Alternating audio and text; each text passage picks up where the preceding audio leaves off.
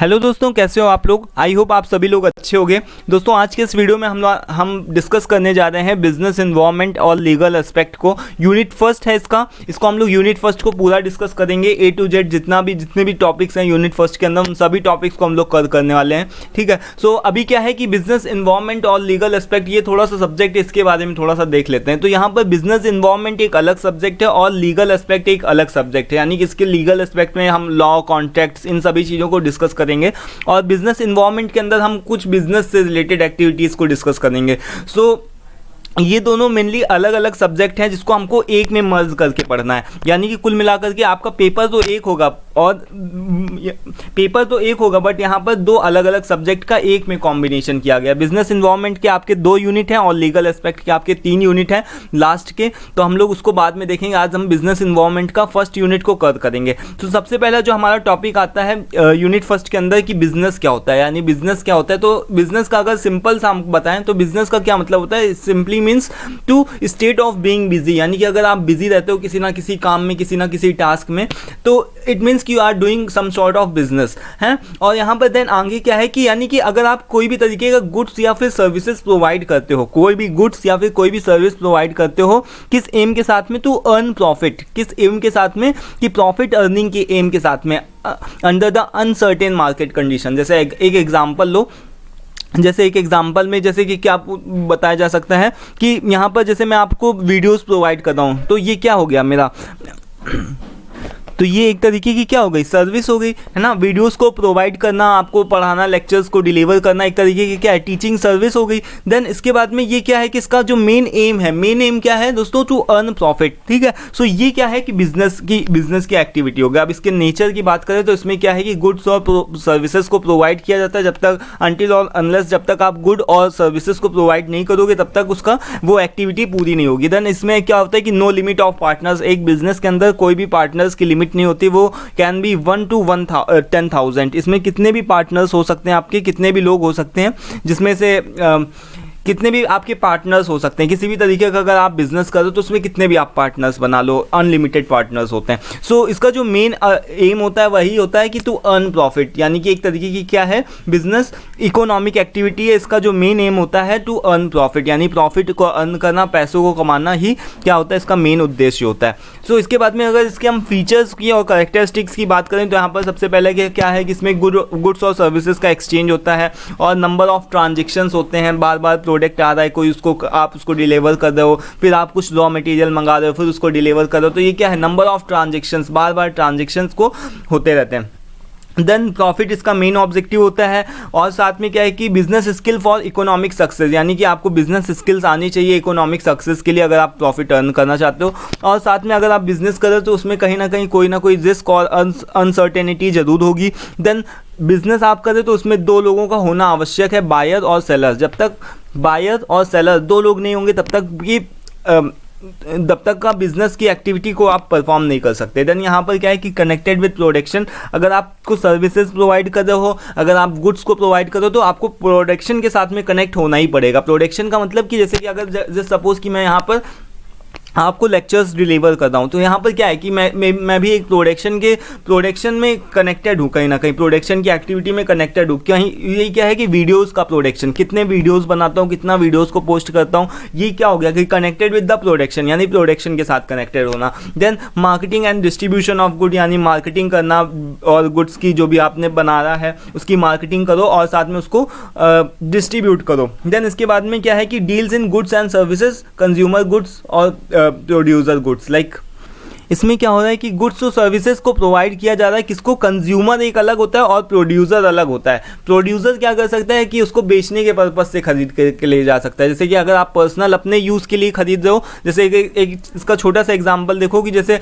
जो गन्ने का जूस जो निकालता है वो अगर गन्ने का खरीद रहा है, यानी कि अगर मान लो सपोज दैट कि अगर आप मौसमी का जूस पीने जाते हो तो या पाइनएप्पल का जूस पीते हो, तो वहाँ पर आप पाइनएप्पल का अगर वो जूस वाला खरीद रहा है तो वो क्या करने जा रहा है, वो एक प्रोड्यूसर है, क्योंकि वो अपने लिए खुद नहीं खाएगा पाइनएप्पल, वो क्या करेगा, उसका जूस निकाल कर आपको बेचेगा। बट अगर आपको खुद पाइनएप्पल खाना है तो वहाँ पर वो क्या है कि आप कंज्यूमर हो, यानी कि आप अपने लिए अपने पर्सनल यूज़ के लिए उसको लेकर के आते हो, ये क्या होगा, कंज्यूमर का गुड। और इसके साथ ही साथ में इसका जो कैरेक्टरिस्टिक होता है ये होता है कि ह्यूमन नीड्स जो भी होती हैं सेटिस्फाई होती हैं। एंड इसका ऑब्जेक्टिव क्या है, टू अर्न प्रॉफिट, ग्रोथ, और कस्टमर का सेटिस्फेक्शन होना चाहिए, एम्प्लॉय भी सेटिस्फाई रहना चाहिए, क्वालिटी प्रोडक्ट और सर्विसेज, जो भी प्रोडक्ट या सर्विसेज आप प्रोवाइड करो तो उसमें क्वालिटी भी होनी चाहिए। देन मार्केट की leadership, employ creation, service to society, आपकी सोसाइटी की सर्विस करने की चाह होनी चाहिए कि ऐसा आपके अंदर से होना चाहिए कि मुझे समाज की सेवा करना है ऐसा, ठीक है। सो ये हो गया बिजनेस।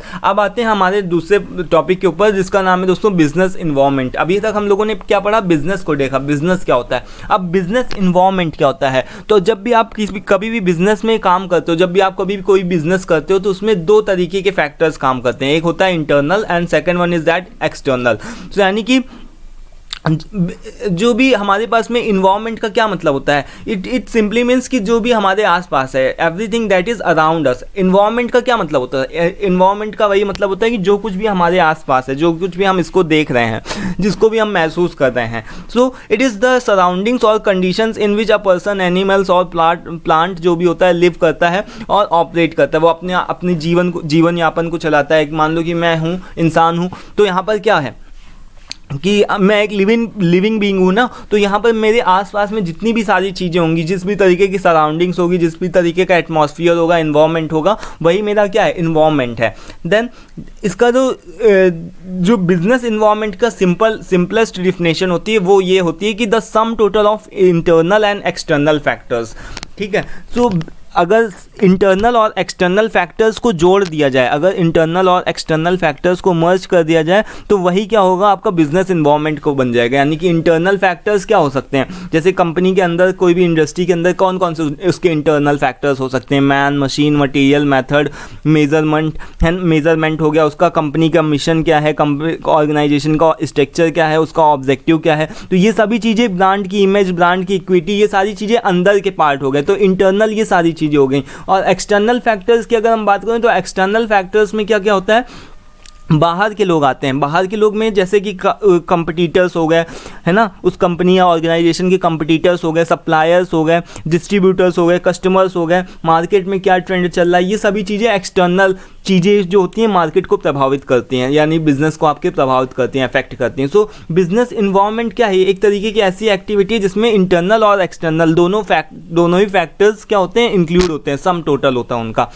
सो अब इसके करेक्टरिस्टिक्स भी हैं, कुछ एक करेक्टरिस्टिक क्या है इसके बिजनेस इन्वायरमेंट के, क्या करेक्टरिस्टिक है कि ये क्या है, क्या होता है कि कॉन्टिन्यूस चेंज होता रहता है, एक तरीके का चेंजिंग प्रोसेस है। इन्वायरमेंट का मतलब कि क्या, चेंज, अपने आसपास आप चीज़ें देखो, क्या वो फिक्स बनी रहती है, नहीं, वो लगातार कुछ ना कुछ चेंज होती रहती है। आज मौसम कुछ दूसरा है, कल कुछ दूसरा वेदर रहेगा, है ना। सो चेंजिंग प्रोसेस में होता है। इसका जो इम्पैक्ट पड़ता है बिजनेस इन्वायरमेंट का, वो लॉन्ग टर्म में भी पड़ता है और शॉर्ट टर्म में भी पड़ता है। देन इसमें क्या, बहुत सारी अनसर्टेन, यानी कि जब भी कुछ भी हो सकता है, यानी इन्वायरमेंट है, इन्वायरमेंट में क्या हो सकता है, कुछ भी हो सकता है। आपके कंपटीटर्स हैं, तो मान लो कि कुछ आपका कंपटीटर्स जो भी हैं वो कुछ अच्छा लॉन्च कर दें, कुछ इनोवेटिव लॉन्च कर दें, तो उससे आपका बिजनेस ठप हो जाए, है ना।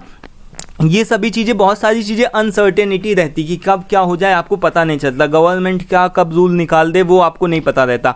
सो यहाँ पर इंटर रिलेटेड कंपोनेंट्स होते हैं। इंटर रिलेटेड का मतलब कि सभी चीज़ें, कुछ ना कुछ सारी चीज़ें एक ना एक दूसरे से जुड़ी होती है। Then it includes both internal and external environment, यानी कि जैसे मैंने बताया कि इंटरनल और एक्सटर्नल इन्वायरमेंट का क्या होता है, सम टोटल होता है बिजनेस इन्वायरमेंट में। सो देन आगे 6 नंबर में क्या है कि इसमें क्या होता है कि help to understand the market conditions, जो भी मार्केट कंडीशंस होती है उससे, उसकी हेल्प से, बिजनेस इन्वायरमेंट की हेल्प से आप क्या समझ सकते हो कि मार्केट में किस तरीके की कंडीशन चल रही है, मार्केट में क्या चल रहा है। अब देखा जाए तो बिजनेस इन्वायरमेंट के टाइप्स या कंपोनेंट्स की बात किया जाए तो वही होते हैं दोस्तों, इंटरनल और एक्सटर्नल। जैसे मैंने बताया कि इंटरनल में आपके वही आ गए यहाँ पर, जैसा मैंने बताया ये डायग्राम है, आप इसको अच्छे से ध्यान रख लेना, इसको बना करके जरूर आना।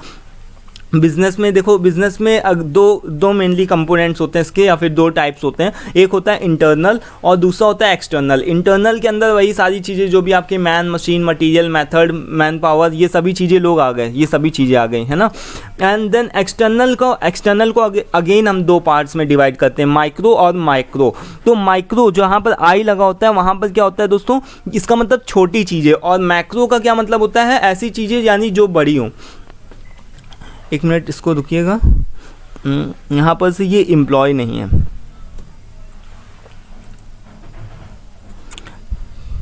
अभी देखते हैं इसको। यानी इंटरनल फैक्टर्स में, इंटरनल इन्वायरमेंट में आपकी सारी चीज़ें आ जाती हैं, जैसे कि कंपनी का मिशन क्या है, उसका ऑब्जेक्टिव क्या है, उसका मेन पर्पस क्या है कंपनी का, है ना।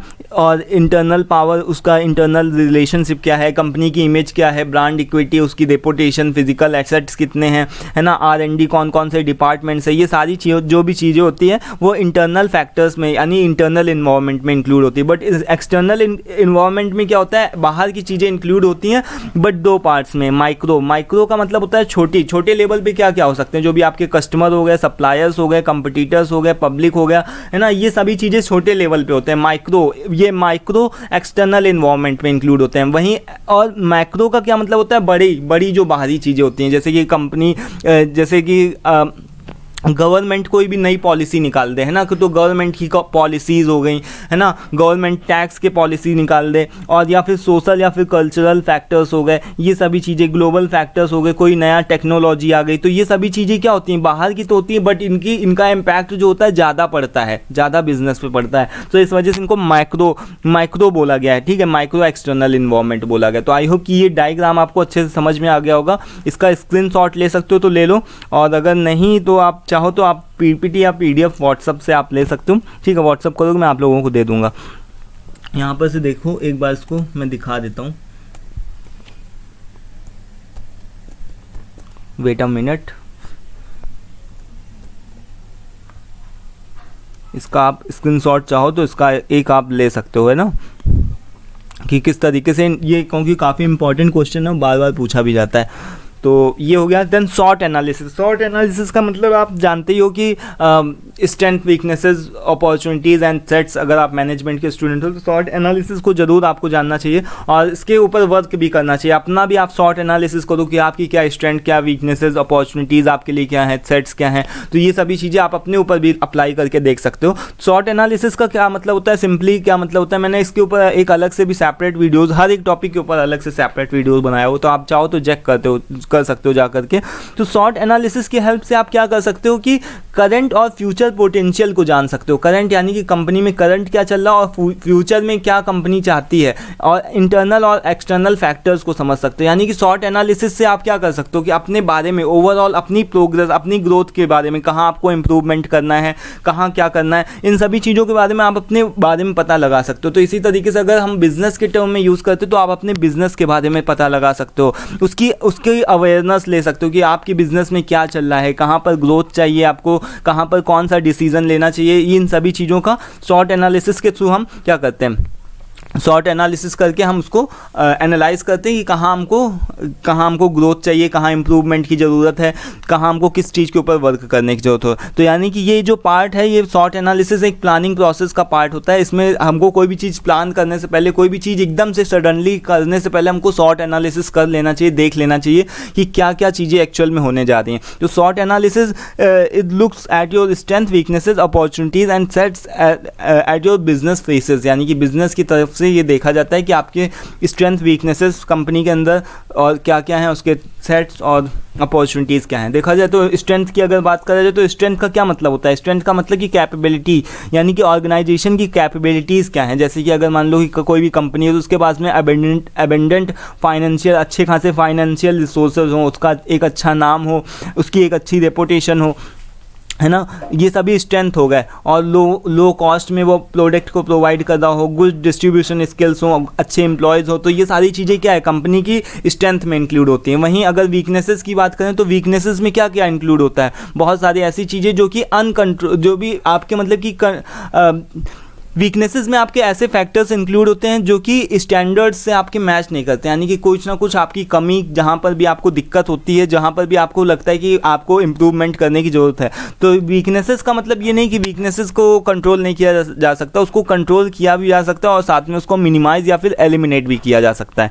तो इसमें इसके कुछ एक एग्जांपल देख सकते हो, जैसे कि आपके पास में वीक R&D डिपार्टमेंट है, रिसर्च और डेवलपमेंट के ऊपर आप कम काम करते हो, या फिर लिमिटेड फाइनेंशियल रिसोर्सेज हैं, आपके पास में अनट्रेंड एम्प्लॉयज़ हैं, है ना, कम मशीन है, पुअर मार्केटिंग स्किल्स है, वीक मार्केट की इमेज है, बहुत ज़्यादा आपका नाम नहीं फेमस है, कुछ अच्छा रेपुटेशन नहीं है आपकी कंपनी का, है ना। तो ये आपकी वीकनेसेस है। अपॉर्चुनिटीज़ की बात करा जाए तो अपॉर्चुनिटीज़ क्या होती हैं आपके बिजनेस इन्वायरमेंट में, कि ऐसी चीज़ें जो आपकी इन्वायरमेंट में आपको क्या दें, प्रॉफिट दें। प्रॉफिट का मतलब कि जैसे एकदम से इकोनॉमिक बूम हो गया, है ना, इकोनॉमिक बूम का मतलब कि कुछ जो भी इकोनॉमिक का बूम का मतलब कि किसी तरीके से कुछ ऐसा करो जिससे आपका प्रॉफिट एकदम से सडनली बढ़ जाए, है ना। देन सेल्स अपॉर्चुनिटीज़ और भी बहुत तरीके की हो सकती हैं, जैसे कि कस्टमर या फिर कस्टमर का एकदम से नीड या फिर चेंज उसका बढ़ जाए, उसका मतलब कि जो भी ध्यान हो वो आप अपनी तरफ अट्रैक्ट कर सको किसी भी तरीके से। अपॉर्चुनिटीज़ में बहुत सारी चीज़ें इंक्लूड होती हैं,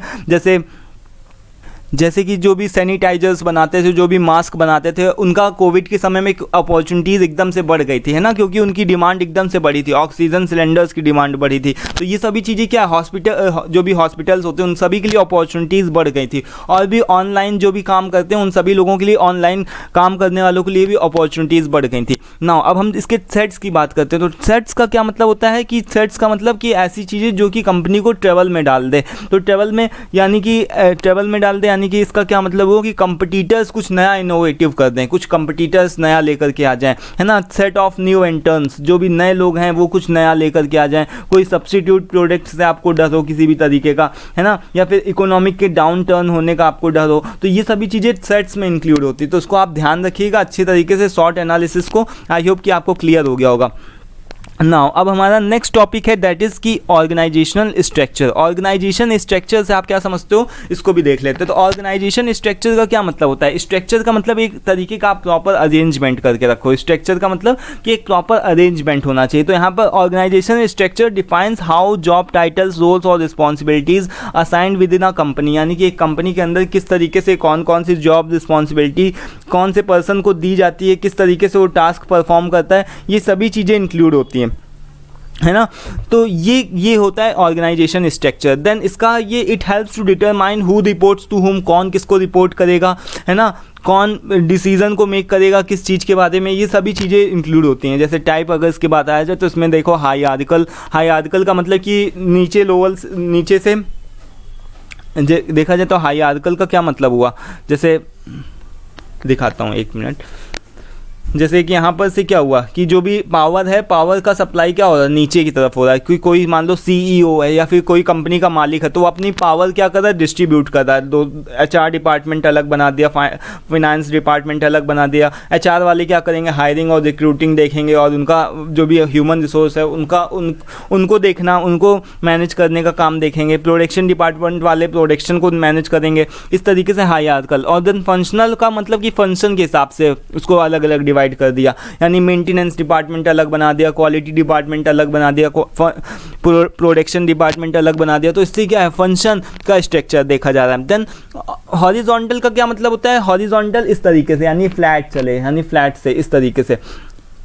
तो ऐसे जो भी डिपार्टमेंट्स होते हैं। देन मैट्रिक्स का क्या मतलब हो कि कोई भी डिपार्टमेंट्स किसी भी तरीके के डिपार्टमेंट को क्या करे, रिपोर्ट कर सकता है जा करके। तो ये हो गया इसका। यहाँ पर से आप देखो कि ऑर्गेनाइजेशन का स्ट्रक्चर एक यहाँ पर तरीके का दिया हुआ है कि जैसे मान लो कि बोर्ड ऑफ डायरेक्टर्स, यहाँ पर CEO दिया हुआ है। देन CEO के बाद में आपके अलग अलग डिपार्टमेंट्स आ गए, है ना। देन उनके मैनेजर्स आ गए, देन उनके एम्प्लॉयज़ आ गए, सेल्स और मार्केटिंग हो गया, इधर प्रोडक्शन हो गया, इधर human resource, finance, research, R&D, then यहाँ पर परचेजिंग डिपार्टमेंट हो गया। तो ये अलग अलग तरीके के डिपार्टमेंट है जो कि जिनका काम क्या है, अलग अलग अपने अपने फील्ड में है। प्रोडक्शन वाला जो होगा वो परचेजिंग डिपार्टमेंट का कोई भी काम नहीं करेगा। R&D वाला क्या करेगा, R&D प्रोडक्शन नहीं कर सकता है, ह्यूमन रिसोर्स प्रोडक्शन नहीं करेगा, ना उसका काम फिनेंस देखने का है। तो यानी कि अपने अपने काम को सबको अलग अलग बना दिया गया और वो सभी अपना अपना काम देखेंगे, अपना अपना काम करेंगे। तो ये हो गया ऑर्गेनाइजेशन का स्ट्रक्चर। अभी देखा जाएगा यहाँ पर माइकल पोर्टर्स 5 फोर्सेज एनालिसिस बहुत बहुत इंपॉर्टेंट है दोस्तों, इसको आप अच्छे से पढ़ लो। तो माइकल पोर्टर्स के ये जो 5 फोर्सेज एनालिसिस हैं, इसके अकॉर्डिंग जो माइकल पोर्टर्स ने बताया था कि अगर कोई भी तरीके की कोई भी इंडस्ट्री है तो उसके अंदर अगर कोई भी कंपटीशन होता है तो कंपटीशन किसके ऊपर हो सकता है, कंपटीशन 5 चीज़ों के ऊपर डिपेंड कर सकते हैं। यहाँ पर ये जो डायग्राम आप देख रहे हो ये इन 5 चीज़ों के ऊपर डिपेंड कर सकता है, जिसमें से सबसे पहला आपका क्या है कि सेट ऑफ न्यू एंट्रेंस। अगर आपके कोई भी ऐसे नए लोग आ गए, कोई भी नई एंट्री हो गई है ना, मान लो कि कोई ऐसा प्रोडक्ट लेकर के आ गया जो कि एकदम नया हो, या फिर कुछ इनोवेटिव, आपके कंपटीटर्स ने कुछ ऐसा कर दिया जो एकदम नया कर दिया है ना कुछ, या फिर कोई भी नया, जैसे कि आप यहाँ पर काम कर रहे हो, जस्ट सपोज कि आप किसी प्रोजेक्ट के ऊपर काम कर रहे हो, तब तक कि कोई आया और उसने क्या कर दिया, उस चीज़ का बिजनेस ही डाल दिया। तो यानी कि आपको डर बना रहता है कि नए एंट्रेंस ना आ जाए। Then set of substitute products. Substitute products में क्या होता है दोस्तों कि सब्स्टिट्यूट प्रोडक्ट्स जो भी होते हैं, जैसे मान लो कि कोका कोला है, पेप्सी है ना। बिस्किट्स में देखा जाए तो बिस्किट में अलग अलग देख लो, पार्ले जी ले लो, सैनफिश ले लो, टाइगर ले लो। तो ये सभी चीज़ें क्या है, सब्स्टिट्यूट प्रोडक्ट, यानी कि अगर एक नहीं बिकेगा तो दूसरा बिक जाएगा, अगर एक का कुछ डाउन सेल होगी तो दूसरी की ऑटोमेटिक ऊपर उठ जाएगी। और उसके बाद में थर्ड नंबर पे क्या है कि bargaining power of buyers. Bargaining power of buyers में क्या होता है दोस्तों कि अगर मार्केट के अंदर इस तरीके की सिचुएशन होती है कि बहुत सारे सेलर्स होते हैं बट एक बायर होता है, तो उस केस में जो बायर होता है यानी जो कस्टमर होता है उसकी पावर बढ़ जाती है। आप खुद सोचो, जब आप ऐसी दुकान में जाते हो जहां पर बहुत सारे कपड़ों की दुकान हो, तो वहाँ पर आप एक दुकान में देखोगे नहीं पसंद आया, दूसरे में जाओगे, तीसरे में जाओगे, इस तरीके से कर करके आप 3-4 दुकानों को आप देखोगे, है ना। जहाँ पर आपको पसंद आता है देन उसके बाद में आप बार्गेनिंग करते हो उसके साथ में कि नहीं हम इतने में लेंगे, देन उसको देना पड़ता है। तो यानी कि वहाँ पर आपकी पावर क्या है, ज़्यादा है ना। वहाँ पर आपकी पावर क्या हो रही है, ज़्यादा हो रही है। और अगर मोनोपोली मार्केट होती है, जैसे कि अगर कोई एक ही सेलर हो और बहुत सारे बायर हो, तो उसमें क्या है कि उसकी पावर ज़्यादा होती है, यानी कि उसकी पावर किसकी, जो बेचने वाला है सेलर की पावर वहाँ पर ज़्यादा होती है। देन आपका 4th नंबर पे क्या है कि bargaining power of suppliers. Bargaining power of suppliers में क्या होता है दोस्तों कि जो भी आपके सप्लायर्स हैं, मान लो कि आपको स्टील चाहिए अपना प्रोडक्ट को प्रोडक्शन करने के लिए, अगर आपको स्टील चाहिए है ना, तो अब मान लो कि पूरे मार्केट में केवल एक ही स्टील का स्टोर हो या फिर एक ही स्टील का प्लांट हो, तो वहाँ पर से क्या होगा कि उसकी पावर बढ़ गई। अगर आप उसके साथ में अच्छा रिलेशनशिप नहीं रखोगे तो उससे क्या होगा कि स्टील वाला क्या करेगा, जो भी स्टील का जो प्लांट है उससे अगर आपके रिलेशनशिप अच्छे नहीं होंगे तो वो क्या करेगा कि वो आपको नहीं देगा, और वो जब आपको नहीं देगा तो उससे आपका प्रोडक्शन प्रोसेस रुक जाएगा, और प्रोडक्शन प्रोसेस रुकेगा तो उससे क्या होगा, कस्टमर के पास में माल समय पे नहीं पहुंच पाएगा। Then rivalry inside the industry. Rivalry inside the industry का क्या मतलब होता है कि जो भी अलग अलग इंडस्ट्री होती हैं आपस के अंदर ही अंदर उनका क्या चलता है, विरोध चलता है। जैसे अभी हम लोग इसको आगे देखेंगे, डिस्कस करते हैं। सबसे पहले हम सेट ऑफ न्यू एंट्रेंस को देखते हैं। सेट ऑफ न्यू एंट्रेंस में देखते हैं कि ये जो मार्केट है सभी लोगों के लिए खुली हुई है, चाहे कोई भी इसमें आए, नया एंट्री करे, कोई भी एग्जिट करे, है ना। तो नए एंट्रेंस का यही मतलब होता है कि कुछ भी कोई भी आकर के नया हमसे अच्छा करने लगे आकर के, तो हमारे लिए खतरा है। तो यही है क्या कि न्यू एंट्रेंस का खतरा। देन उसके बाद में सेट ऑफ सब्स्टिट्यूट में सेट ऑफ सब्स्टिट्यूट में यहाँ पर जैसे आप पिक्चर देख रहे हो कोका कोला और पेप्सी का, तो यहाँ पर क्या है कि अगर ये नहीं बिकेगा, कोका कोला नहीं बिकेगा तो पेप्सी बिकेगी, है ना। तो इस वजह से कि कोका कोला वाले को भी ज़्यादा मेहनत करनी पड़ती है, पेप्सी वाले को भी ज़्यादा मेहनत करनी पड़ती है कि कहीं उसका सब्स्टिट्यूट प्रोडक्ट ना बिक जाए। तो यानी कि हमको अपने सब्स्टिट्यूट प्रोडक्ट वालों से डरना चाहिए कि हम भी मार्केट में सेम प्रोडक्ट प्रोवाइड कर रहे हैं और हमारा जो भी कंपटीटर है वो भी सेम प्रोवाइड कर रहा है। लिम्का है, ड्यू है, ये सभी लोग क्या है, सब्स्टिट्यूट प्रोडक्ट हैं इनके, कोका कोला पेप्सी के। सो इसके बाद में बार्गेनिंग पावर ऑफ बायर। जैसे मैंने बताया कि अगर मार्केट के अंदर बहुत सारे सेलर हैं और केवल एक सिंगल कस्टमर है, तो वो जो मार्केट होगी उसको मोनोप्सोनी मार्केट बोलेंगे। मोनोप्सोनी का मार्केट का क्या मतलब है कि केवल एक सिंगल कस्टमर है बट बहुत सारे सेलर्स हैं। तो इस केस में क्या होता है, कस्टमर की पावर बढ़ जाती है। इस केस में जो बार्गेनिंग पावर है कस्टमर की वो बढ़ जाती है। वो बोलता है कि नहीं हम इतने में लेंगे, और आपको डर रहता है कि अगर आप बोलोगे कि नहीं ना हम इतने में नहीं दे पाएंगे, तो वो क्या करेगा, बगल वाली दुकान में चला जाएगा। तो इस वजह से बार्गेनिंग पावर उसमें क्या हो जाता है, बढ़ जाती है। इसके कुछ एक जैसे आप देख सकते हो कि आपके लोकल आसपास की दुकान हो गए, लोकल क्लॉथ शॉप हो गए, मेडिकल स्टोर हो गए, ये सभी जो भी चीज़ें होती हैं बार्गेनिंग पावर होती है। देन इसके बाद में बार्गेनिंग पावर ऑफ सप्लायर्स। अगर मान लो मार्केट के अंदर केवल एक सप्लायर अवेलेबल है, जैसे मैंने बताया ना कि स्टील है, स्टील का मान लो एक प्लांट अवेलेबल हो और बहुत सारे मैन्युफैक्चरिंग प्लांट्स हो स्टील के, तो उसमें क्या है बहुत सारे ऐसे प्रोडक्शन करने वाले हों जिसमें स्टील का यूज़ होता है, तो उसमें क्या है कि उसमें उस प्लांट की क्या है, उसकी प्लांट की मौज है, क्योंकि उसको अगर उसके साथ में आप अच्छा रिलेशनशिप नहीं रखोगे, अगर उसके साथ में उसका डिमांड के हिसाब से आप उसको पैसे नहीं दोगे, तो उसमें उसकी क्या है कि बार्गेनिंग पावर बढ़ जाएगी, है ना। बार्गेनिंग पावर का ही मतलब होता है कि जो भी आपका सप्लायर है अगर वो क्या करता है, वो अगर सिंगल है मार्केट में, वो एक इकलौता है पूरे मार्केट में और बहुत सारे लोग खरीदने वाले हैं उसी सप्लायर से, तो उसमें उसका जो होता है ना, उसकी बार्गेनिंग पावर बढ़ जाती है। वो बोलता है नहीं हम इतने में देंगे। तो बहुत सारे सप्लायर से आपको कॉन्टैक्ट बना करके रखना चाहिए, बहुत सारे सप्लायर्स के साथ में आपका रिलेशनशिप अच्छा होना चाहिए, ताकि एक के साथ में रिलेशनशिप खराब तो आपका काम चलता रहे, है ना।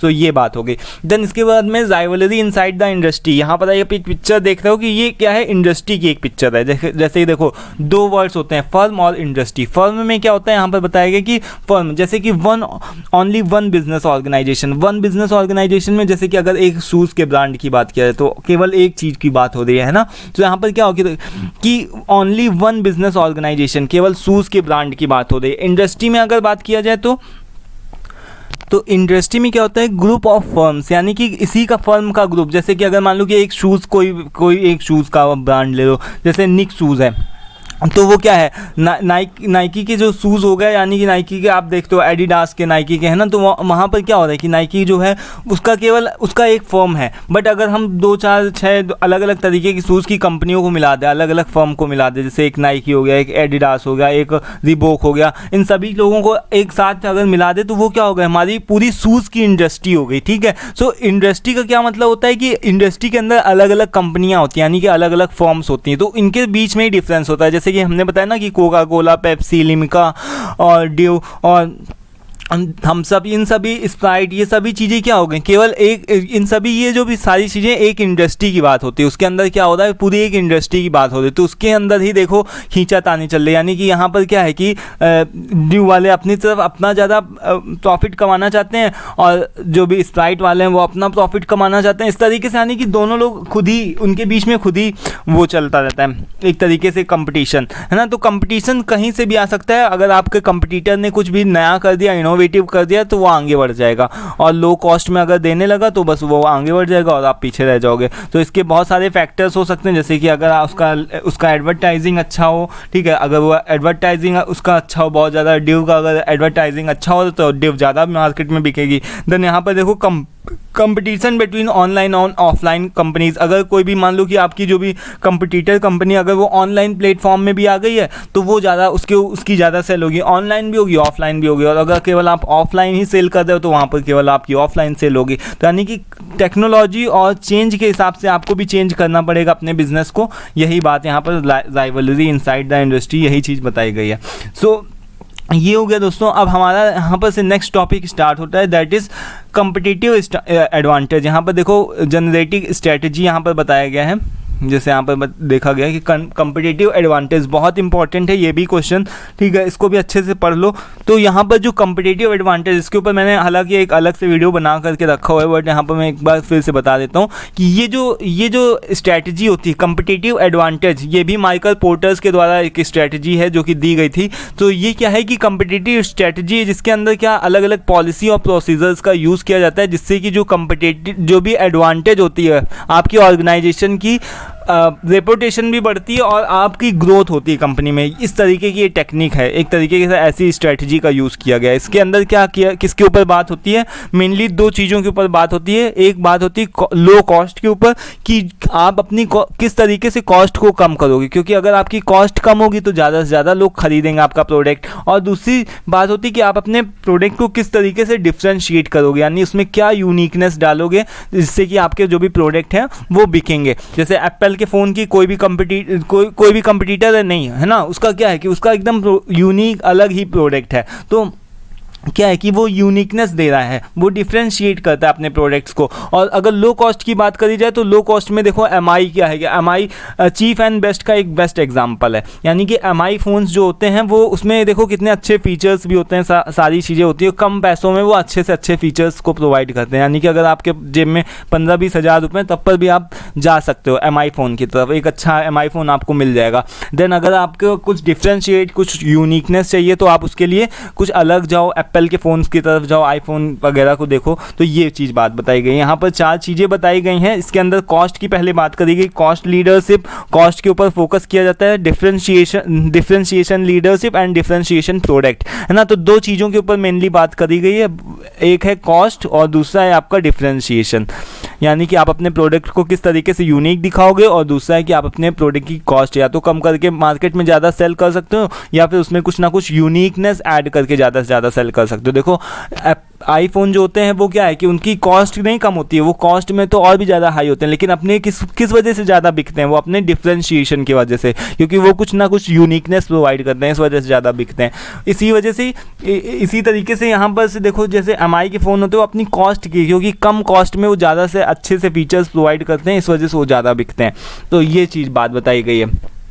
ये तो इसको आपने देख लिया। अब इसके हम बात करते हैं यहाँ पे कॉस्ट लीडरशिप के एग्जांपल की। जैसे कॉस्ट लीडरशिप का एग्जांपल मैंने बताया ना कि एमआई के स्मार्टफोन्स हो गए, यहाँ पर देखो इसमें आप ये वाला एग्जांपल फ्रेम कर सकते हो। देन डिफरेंशिएशन में आप क्या कर सकते हो, BMW या फिर एप्पल के जो भी आप दिखा सकते हो कि BMW जो भी कार्स होती हैं वो उसमें क्या होती है, अलग तरीके की टेक्नोलॉजी यूज़ होती है, अलग तरीके की बहुत ज़्यादा एडवांस टेक्नोलॉजी का यूज़ करते हैं, उसमें कुछ अलग तरीके के वो डिफरेंशिएशन करते हैं, यानी कि यूनिकनेस को ऐड करते हैं, इस वजह से वो ज़्यादा चार्ज करते हैं, और खुशी जो कस्टमर होते हैं वो ज़्यादा चार्ज देने को भी तैयार रहता है। इसी तरीके से कॉस्ट के ऊपर अगर फोकस किया जाए तो कॉस्ट फोकस में क्या होता है कि जैसे इसका एक आप बेस्ट एग्जांपल ले सकते हो कि आप अपने जो भी आपकी क्या होते हैं कंपटीटर्स, जो बड़ी जो भी कंपनियां होगी, जैसे सोनाटा हो गई, है ना, रोलेक्स, टाइटन, ओमेगा,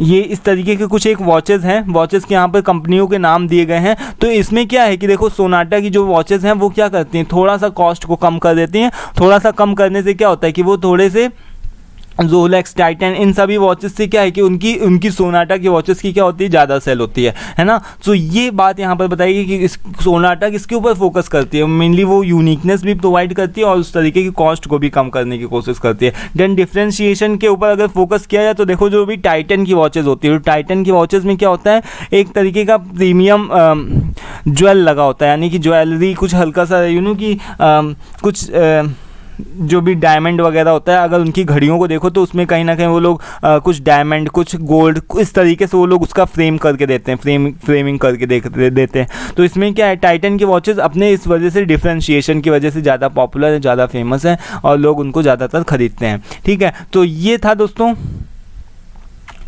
ये थी हमारी दोस्तों आज की first unit business environment and legal aspect. I hope कि आपको क्लियर हो गया होगा, सारी चीज़ें बहुत ही डिटेल से मैंने पहले भी इसको मैं डिटेल में डिस्कस कर चुका हूँ और यूनिट फर्स्ट में हम लोगों ने ऑलमोस्ट सारी चीज़ों को कवर कर लिया है। ठीक है, स्टिल कोई कन्फ्यूजन डाउट लगे, ऐसा कुछ भी आपको लग रहा हो कि कोई भी टॉपिक छूट रहा है तो at least please let me know in the comment box so that I can help you, है ना। तो ये था हमारा business environment and legal aspect का फर्स्ट यूनिट। अगर सेकेंड यूनिट भी चाहिए आपको जल्दी से जल्दी सभी चीज़ों को कवर करना है मुझे भी, तो आप प्लीज़ एक बार थैंक यू लिख करके भेजो या फिर एटलीस्ट कुछ तो लिख करके भेजो। रिस्पॉन्स करोगे तभी आगे से मैं वीडियो बनाने में मन लगता है, मोटिवेशन बढ़ता है। ठीक है, तो वीडियो पसंद आया तो प्लीज़ उसको भी लाइक करो। PDF PPT के लिए आप व्हाट्सएप पे ले सकते हो। Thank you for watching this, thank you once again.